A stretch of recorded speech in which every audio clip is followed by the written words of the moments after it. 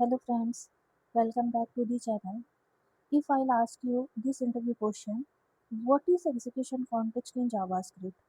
Can you explain it confidently? Most developers immediately start talking about the event loop, but that's actually wrong. Before JavaScript even execute your first line of code, something else happened. So today I will explain it in simplest way possible. In this video, we will first understand what an execution context is. Then we will learn about the memory creation phase. After that, we will understand the execution phase. And finally, we will see how the call stack works.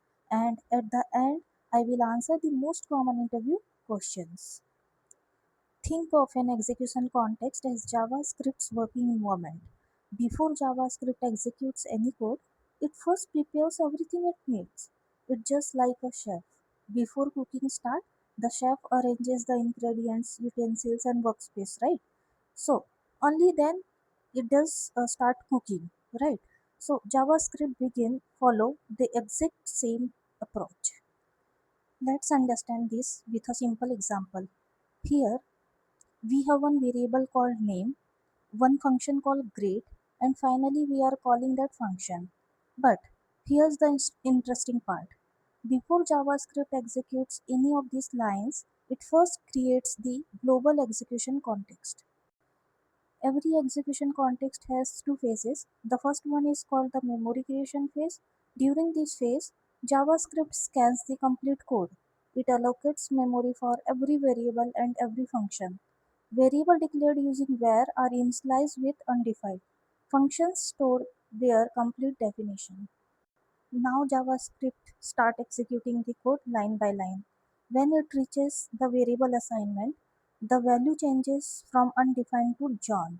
When it reaches the function call, JavaScript creates a brand new function execution context. Now let's move to function execution context. Every function gets its own private execution context.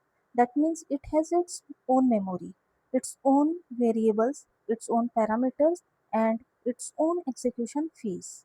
So, how does JavaScript manage multiple execution contexts? It uses something called the call stack. Every new function is pushed onto the call stack. Once a callback function finishes, it is removed. This process continues until only the global execution context remain. Okay, so let's answer some common interview questions comes from this topic. Okay, why does where become undefined? Because memory is allocated first while assignment happen later. Second question is why are function declaration hoisted? Because JavaScript stores the entire function definition during the memory creation phase. And why does not let behave the same way? Because it stays inside the temporal dead zone until execution reaches its declaration.